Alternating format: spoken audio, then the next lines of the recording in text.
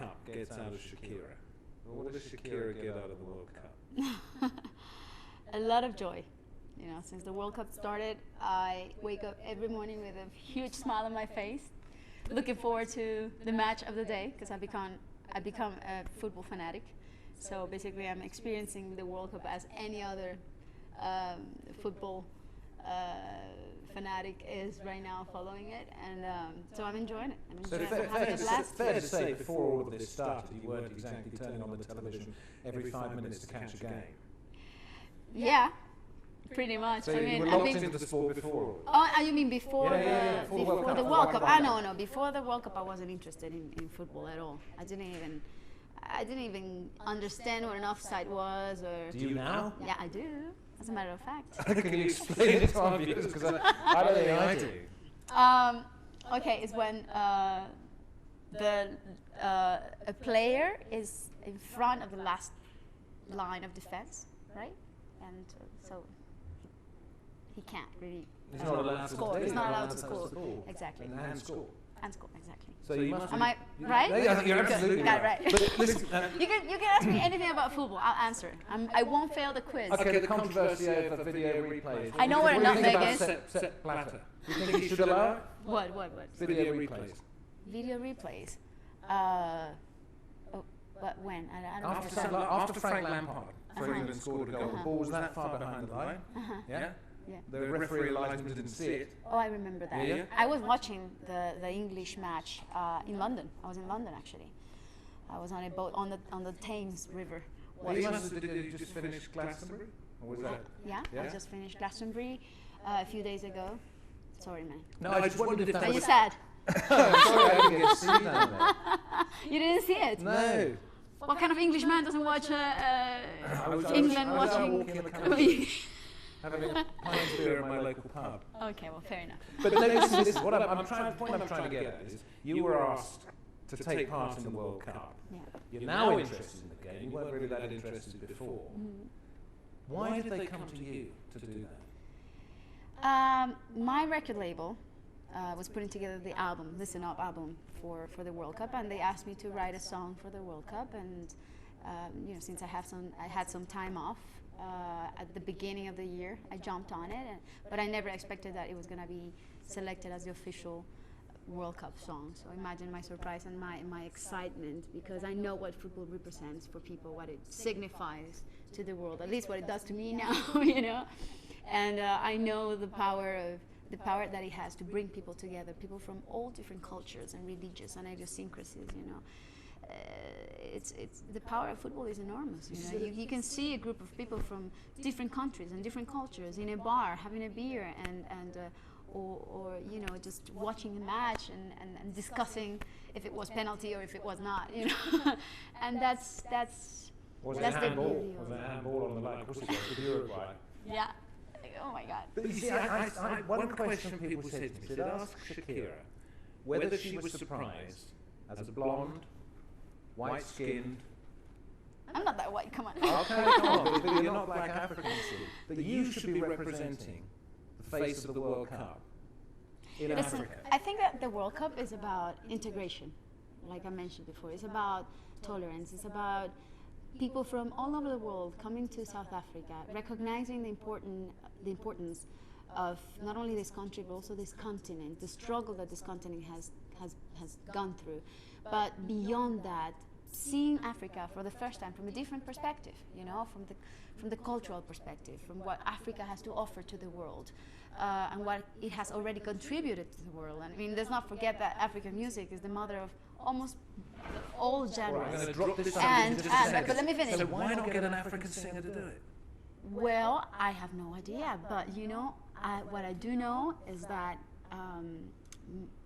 I have been shaped by African music.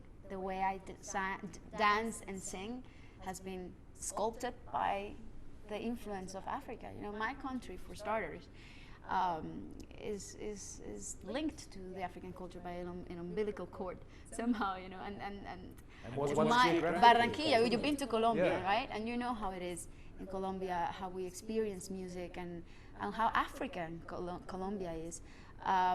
actually there are towns in my country where they only speak African dialects. That's how influenced I've been from African music. You know, I'm half Lebanese, and I am some sort of a melting pot. I have my Lebanese blood, my Arabic blood, and I grew up in a coastal city in Colombia, dancing cumbia, which is the most African music that you can ever imagine that exists in a country like mine. And then I started, you know, to be influenced by other types of music, and so my entire life I've been playing with the sounds of the world. And I guess this song, Waka Waka, the song that I submitted to FIFA, is a song that synthesizes the spirit of the World Cup. It's a song that is about a Cameroonian chant with Afro-Colombian and Afro-Caribbean sounds, with a South African artist also who has been a part of this also and has made a tremendous contribution to the song. So it is the melting pot that the World Cup is. But everybody tells me that, you know, the thing that drives you isn't just the music. It's passing things on to other people, and particularly young people, because you talk about education. You left school at 15? Well, I finished school when I was 15. I graduated very early, but I already had a record contract with Sony, which back then was CBS, when I was 13. So I started my professional career as a singer when I was 13. Imagine, it's been quite a long journey. but what about the children you're trying to help through your foundations, your charities? Here, the One Goal Foundations. It's all trying to help young people, very young people, get an education. We're talking about Africa here. You worry about what might happen when you go, when the publicity disappears, when the spotlight's no longer on it? You know, I grew up in the developing world, and I grew up seeing so much injustice and witnessing how a few people had everything, and a lot of people had nothing. You know, had no access to basic needs such as education, which is a birthright, and sometimes in our countries it is considered a luxury. You know, so. When I was 18 years old, I established my foundation in Colombia called Barefoot Foundation, and since then we've been building schools, we've been providing high quality education and food in schools as well. So you know, this is a very important cause to my heart, and it's I'm glad that FIFA is supporting a campaign that also supports education. How do you keep the spotlight on something like that when Shakira disappears? When the television cameras... When I'm dead, you mean? No. I can't think about that now. You know, I gotta do what I gotta do while I'm alive and breathing. No, this is simply about when you get on the plane and you're no longer here. I mean, here in the country, okay? Yeah. It goes off the headlines. It's no longer on the agenda. I hope it is, because I'm not alone in this. You know, I'm just one little piece on a chess game. I'm just a pawn, you know. And I'm a student. I'm a student in education. You're not the pawn. You're the queen. No, I'm no queen, nothing. Thank you. You're not objective, but thank you very much. No, I think, you know, there are 10 million people out there who signed up for the One Goal campaign and are supporting this initiative. And these are young people just like me, you know. Thanks. Saying that I'm young, but yeah, I mean, young people who are, you know, who are committed to demanding from the leaders of the world an investment in education and bringing every child around the world to school, which is the challenge of this decade. But what happens? They make promises in places like Haiti, and then the money never appears. They make promises when there are other natural disasters. They say we're going to give 6 billion. They end up giving 100,000. People make gestures, don't they? How do you make sure that they fulfill their promises? And gestures are contagious, and philanthropy is contagious, and good deeds are contagious, and that's why we have to make sure that our generation inspires the future generations. You know, I mean, on the way here, actually, I flew in with the German team. They gave me a ride to South Africa, so thank you very much, German team. But I was going to tell you a story. I was going to tell you a story. The daughter of one of the stewardess told me the stewardess told me that her little daughter, her 12-year-old daughter, was getting the T-shirt signed by the entire German team, and she was doing an auction because she wanted to help kids, you know, kids who were sick, and And that was her part of the job. I mean, she was completely committed, 12 years old.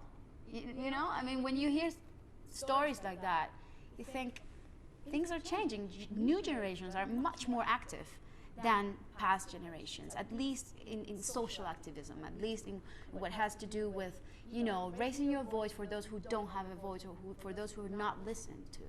So I feel just that I'm a part of a generation that wants to be active, that wants to contribute somehow to change things. One last question, since you explained the offside rule to us so very well early on. Just want to ask you whether you think the 4-4-2 system, or the 4-3-3 system, or the diamond system is the one that should be best employed by the team in the final. No. Now you did. I quit. You're going to stick to singing? I'm going to stick to really singing. Looking forward to doing No, but ask me other things about football. You can't. That's a difficult one. I don't know the answer to that. I'm sorry. You don't know? No. Okay, then why do you ask? Just to get you to laugh because it looks fantastic.